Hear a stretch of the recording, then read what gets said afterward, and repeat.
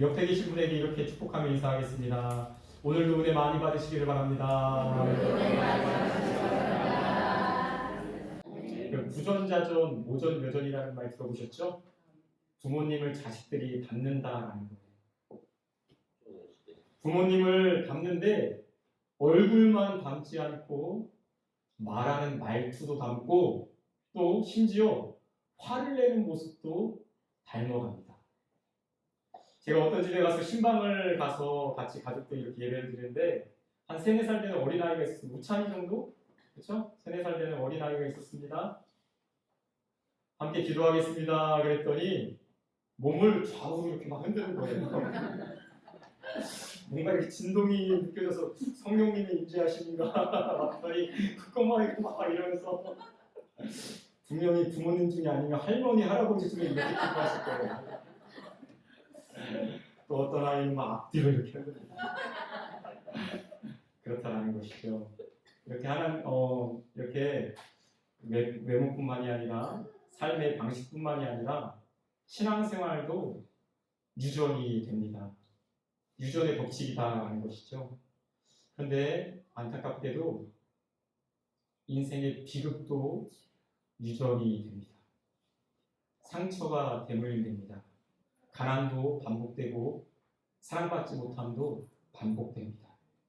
그래서 사람들은 누가 가르쳐주지도 않았는데 이런 말을 할 때가 있습니다. 원래 우리 집안은 그래. 우리 아빠도 내 나이 때 그랬어. 내 인생 안 봐도 뻔해. 참 이렇게 무서운 말이지 않습니까? 불행은 또 다른 불행을 낳고 비극은 또 다른 비극을 낳습니다. 그런데 더 안타까운 것은 그 다음의 비극이 이전 비극보다 훨씬 더 크다라는 거예요. 오늘 본문에 입다는 비극이라고 하는 유전 법칙 속에 태어난 사람입니다. 본문 1절 말씀 제가 읽어드릴게요. 길르앗 사람 입다는 큰 용사였으니 기생이 길르앗에게서 낳은 아들이었고.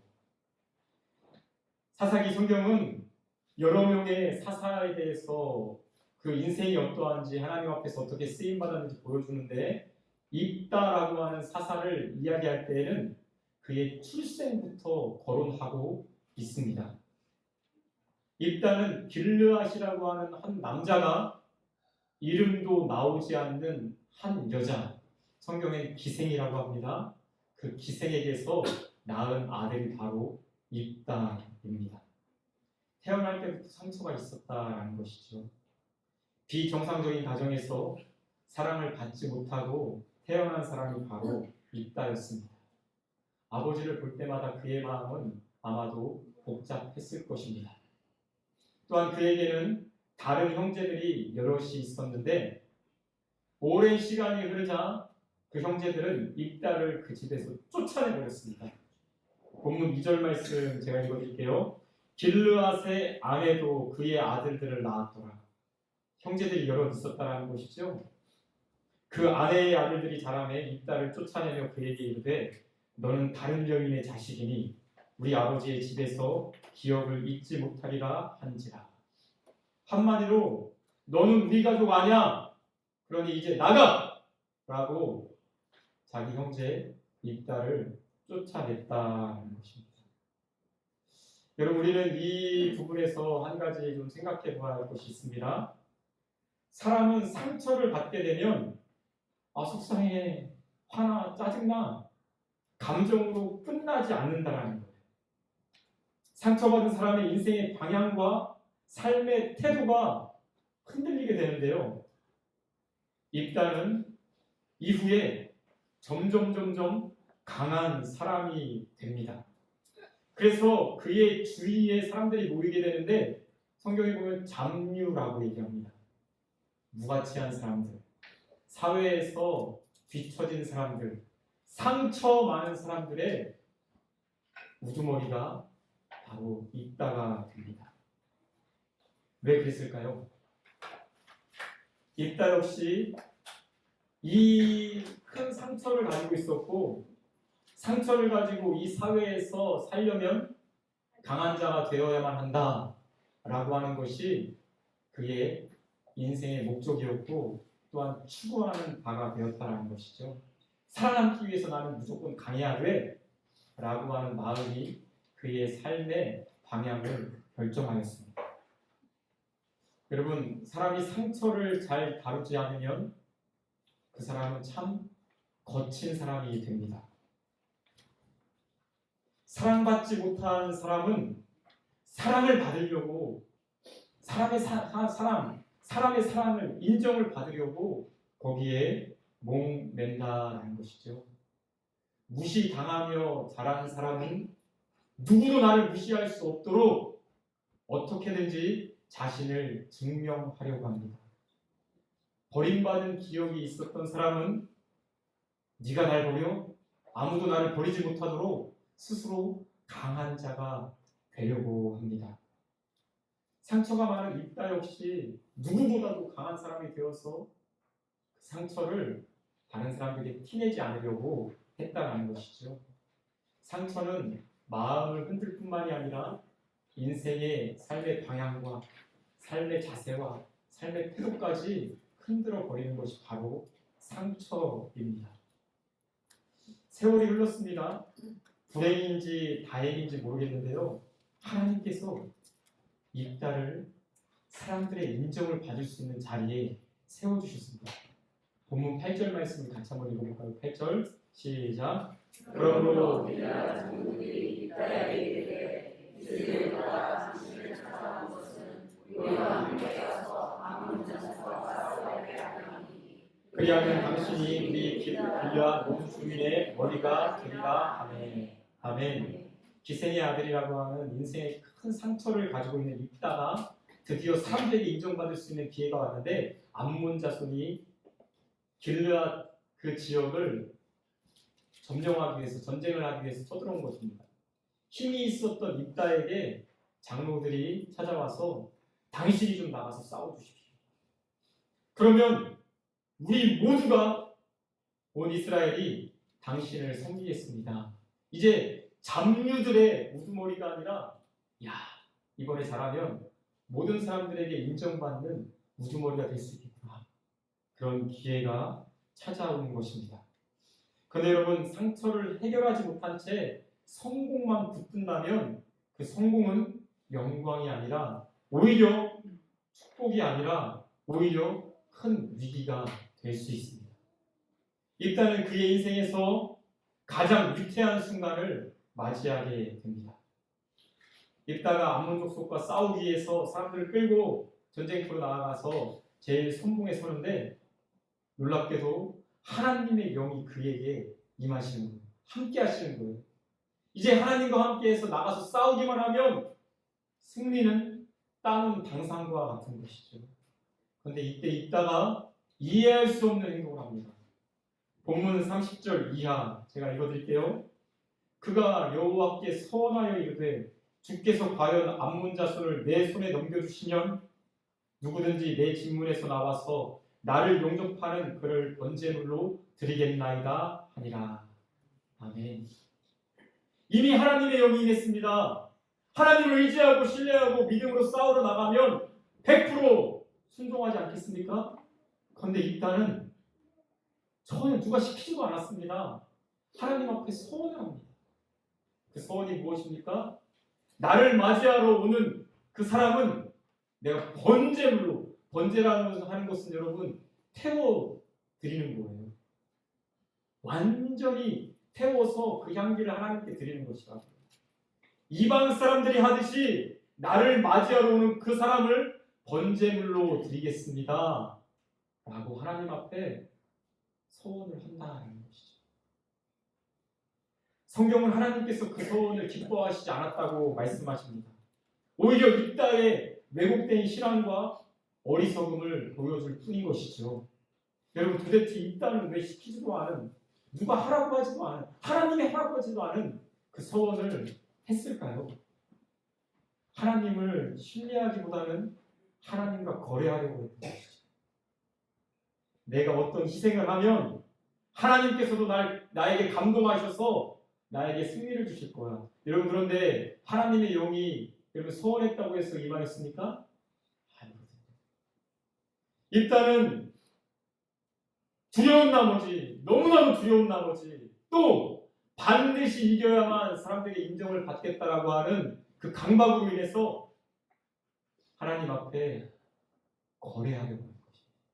하나님, 내가 이렇게 번제물로 바칠 테니까 나에게 승리를 주십시오.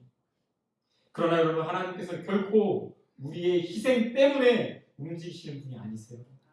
하나님은 은혜로 움직이시는 분이신 것을 믿으시기를 바랍니다. 아멘. 드디어 암몬과의 전쟁이 끝났습니다. 누가 이겼겠습니까? 누가 이겼겠습니까? 입다가 이겼죠. 그렇죠? 입다가 이름도 참 그래, 입다. 입다가 이겼습니다. 입다는 의기양양해서 집으로 돌아왔습니다. 그 순간 전혀 예상치 못한 일이 일어나는데 누가 자기를 맞으러 나옵니까? 34절 말씀을 같이 한번 읽어볼까요? 34절 읽겠습니다. 시작. 입다가 미스바에 있는 자기 집에 이를 때에 보라, 그의 딸이 소를 잡고 춤추며 나와서 그를 영접하니 이는 그의 누나 동료라. 입다가 승리에 도취되어서 자기 집에 이를 때에 이게 웬일입니까? 성경 말씀도 깜짝 놀라는 거예요. 말씀 보세요. 보라, 그의 딸이 나와서 영접하는구나. 얼마나 놀라면 보라, 그의 딸이 나와서 입다를 영접한다라는 거죠. 그 딸이 어떤 딸입니까? 눈에 넣어도 아프지 않을 무난동료 외동딸입니다. 아버지 입다가 그 무난동료 외동딸을 얼마나 사랑했겠습니까? 반대로 얘기하면 그 딸도 아버지를 얼마나 사랑했을까요? 아버지가 전쟁터 나간 아버지를 숨죽이며 기다리고 있지 않겠습니까? 아버지가 이겼다고 하는 그 소식을 듣자 딸이 소고를 치면서 춤을 추면서 아버지를 영접하기 위해서 나왔습니다. 그런데 입다의 마음은 참담하게 무너지고 마는 것이죠. 왜요? 35절 상반절입니다. 입다가 이를 보고 자기 옷을 찢으며 이르되 너는 나를 참담하게 하는 자요. 사실은 딸이 자기를 참담하게 하는 자가 아니라 자기의 헛된 소원으로 말미암아 딸을 괴롭게 하는 자가 바로 입다 아버지인 것이죠. 자신의 왜곡된 신앙, 어리석은 모습, 어리석은 소원, 그것이 문제입니다. 입다는 전쟁에서 승리했지만 가장 소중한 딸을 잃어버리게 됩니다. 근데 여러분, 이것이 과연 입다만의 이야기일까요? 오늘도 많은 사람들이 성공하기 위해서 가장 소중한 것을 희생합니다. 돈은 벌었는데 가족은 다 잃어버립니다. 사람들에게 인정을 받았는데 내 신앙이 무너지기도 합니다. 열심히 살았는데 어느 날 우리 건강을 잃어버리고 맙니다. 이것이 바로 상처가 많은 인생에 해결되지 않는 인생의 비극입니다. 근데 여러분, 입다의 딸은 또 어떻습니까? 아버지의 잘못된 신앙으로 소원으로 인해서 하나님이 받으시지도 않는데 하나님 앞에 번제물로 드려지는 그 안타까움이 이어지고 있는 것이죠. 입다의 상처가 그 자기 딸을 희생시킨 것처럼 상처는 또 다른 상처를 낳고 비극은 또 다른 비극을 낳습니다. 이처럼 비극의 유전 법칙이 모든 인생을 지배하게 됩니다. 입다는 암몬 족속과의 전쟁에서 승리한 이후에 사사가 됩니다. 사사는 재판관, 리더, 이끄는 자라고 하는 뜻입니다. 6년 동안 사사가 되어서 이스라엘을 다스립니다. 겉으로 보면 얼마나 성공한 사람처럼 보입니까? 그런데 여러분, 모든 전쟁이 끝나고 입다가 다스리는 그 평안한 시기에 입다 혼자서 방 안에 가만히 생각하고 있을 때, 적막한 그 밤에 자기 인생을 돌아볼 때 과연 행복했다라고 이야기할 수 있을까요? 나는 왜 기생에게 태어나서 나의 인생은 이렇게 어려움이 있고 또 지금 왜 나는 홀로 있고 내 사랑하는 딸은 지금 어떻게 된가? 성공한 것처럼 보이지만, 행복할 것처럼 보이지만 이따의 인생은 결코 행복하지도 성공하지도 않았습니다. 이것이 바로 인간의 실존입니다. 사람 어느 누구도 자신의 성공으로 인생의 비극의 유전 법칙을 깨뜨릴 수가 없습니다. 해결할 수가 없습니다. 왜냐하면 그 비극이 일어나는 것 자체가, 그 이유가 환경의 문제가 아니라 인간의 죄의 문제이기 때문이었습니다. 다시 한번요. 인생의 비극의 유전 법칙은 환경의 문제가 아니라 인간 죄의 문제다 라는 것이죠. 성경은 한 사람 아담이 죄를 범함에 모든 사람들에게 죄가 들어왔다라고 가르쳐주고 있습니다. 그리고 그 죄가 모든 사람들에게 이어지고 죄가 다스린다라고 말합니다. 죄는 바로 인생의 비극의 유전 법칙의 제1원인인 것입니다. 아담 이후로 모든 인간은 죄 아래 태어났습니다. 입다만 그런 것이 아닙니다. 우리 모두 다 죄 아래에 있습니다. 사랑하는 여러분, 죄의 유전 법칙에 갇혀버린 우리에게 하나님께서 찾아오셨습니다. 하나님께서 찾아오셨습니다. 입다는 전쟁에서 승리하기 위해서 결론적으로 자기 딸을 희생시켜버렸지만, 하나님께서는 죄로 죽을 수밖에 없는 저와 여러분들을 구원하기 위해서 자기 아들을 희생시키셨습니다. 하나님께서 죽을 수밖에 없는 우리를 살리시기 위해서 자기 아들을 대신 죽이셨습니다. 인간은 자기 성공을 위해서 가장 소중한 것을 희생시켜버릴 때가 있지만, 하나님께서는 죽을 수밖에 없는 우리를 구원하기 위해서 자신의 가장 소중한 아들을 이 땅에 보내주셨습니다. 이게 바로 복음이고 은혜입니다. 어느 누구도 자기의 힘으로 죄의 유전 법칙을, 비극의 유전 법칙을 깨뜨릴 수가 없습니다. 그래서 하나님께서는 인간이 할 수 없는 그 일을 하나님께서 직접 하셔서 아들 예수 그리스도를 이 땅에 보내신 줄 믿습니다. 고린도후서 5장 17절 말씀, 우리 같이 화면을 보고 한번 읽어볼까요? 함께 읽겠습니다. 시작. 그런즉 누구든지 그리스도 예수 안에 있으면 새로운 피조물이라. 이전 것은 지나갔으니 보라 새 것이 되었구나. 할렐루야. 아멘. 보라 새 것이 되었구나. 어디서 새 것이 되었다고요? 그리스도 예수 안에 있으면 새로운 피조물로서 새로운 것이 되었다. 보라 새 것이 되었구나. 입다의 이야기에서는 여러분 얼마나 비극적입니까? 보라! 자기의 무남동녀 딸이 맞으러 나오는 거다. 고린도후서에서는 뭐라고 말씀하십니까? 보라! 그리스도 예수 안에서 새로운 피조물이다. 예수님 안에서는 상처도 과거도 비극도 아픔도 더 이상 반복될 이유가 없습니다. 하나님의 은혜는 모든 비극의 유전 법칙, 죄의 유전 법칙보다 크기 때문에 그렇습니다. 여러분, 우리가 그것을 믿을 수 있는 이유가 무엇입니까? 바로 우리가 믿는 하나님은 전능하신 하나님이십니다. 할렐루야. 또한 저와 여러분들을 사랑하시는 하나님이신 것을 믿으시길 바랍니다. 우리가 비극의 유전 법칙 아래에서 신음할 때에, 그것을 끊지 못해서 괴로워할 때에 하나님 앞에 어떻게 하면 좋겠습니까? 주여 저를 불쌍히 여겨주시옵소서 간절히 기도할 때에 하나님께서는 아들 예수 그리스도를 통해서 우리의 모든 쇠사슬을 끊어주시고 기억의 모든 법칙 가운데 해결해 주시는 은혜를 베풀어 주실 줄 믿습니다. 하나님께서는 나라가 망해가는, 유대의 나라가 망해가는 그 시점에도 하나님의 마음을 예레미야 선지자를 통해서 이렇게 선포하십니다. 예레미야 29장 11절 말씀, 소망의 말씀인데요. 우리 함께 이 말씀을 나에게 주시는 말씀으로 받으며 우리 함께 화면을 보고 읽겠습니다. 여호와의 말씀이니라. 너희를 향한 나의 생각을 내가 아나니 평안이요 재앙이 아니니라. 너희에게 미래와 희망을 주는 것이니라. 아멘. 우리에게 미래와 희망을 주시기 위해서, 평안을 주시기 위해서, 재앙이 아니라 평안을 주시기 위해서 우리의 하나님은 우리를 위하여서 일을 하신 줄 믿으시기를 바랍니다. 순회 선교단을 이끌고 계시는 복음학교도 이렇게 진행하고 계시는 김용의 선교사님이라고 있습니다. 아마 사진 보면 좀 보셨던 분은 아실 거예요. 그렇죠? 십자가의 복음, 복음의 능력 이런 책을 쓰신 분이신데요.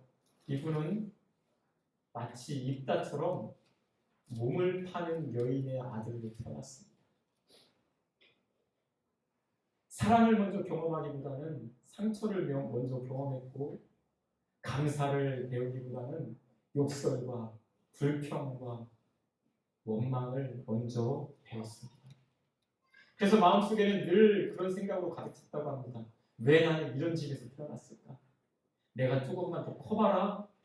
할 수만 있다면 이 세상 다 불사질르고 나도 죽을 거야.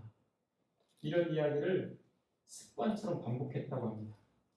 그런데 그 인생에 예수님께서 찾아오셨습니다.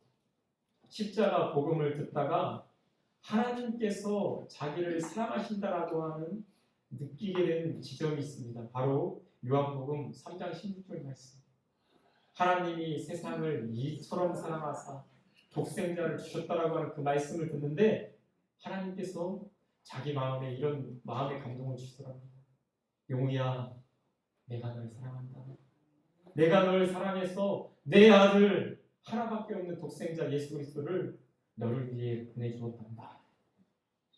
그 순간 깨닫게 됩니다. 내가 이렇게 사랑받는 존재이구나. 환경을 보면 그렇지 않은데 하나님께서는 정말로 나를 아들 예수 그리스도를 희생시키면서까지 사랑하시는구나.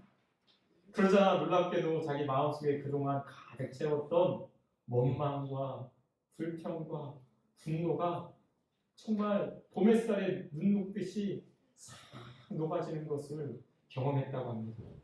그날 이후 그의 삶은 완전히 바뀌었습니다. 예수님을 위해 살기로 결단했습니다. 지금도 세계 곳곳을 누비며 복음을 전하고 많은 선교사님들을 또한 이 세상 가운데 상처 있는 많은 청소년들을 복음으로 변화시키는 그런 학교를 운영하고 있습니다. 더 놀라운 것은 무엇인지 압니까? 선교사님에게 5명의 자녀가 있는데 그 5명의 자녀들 또한 다 선교사로 헌신하고 있다는 거예요.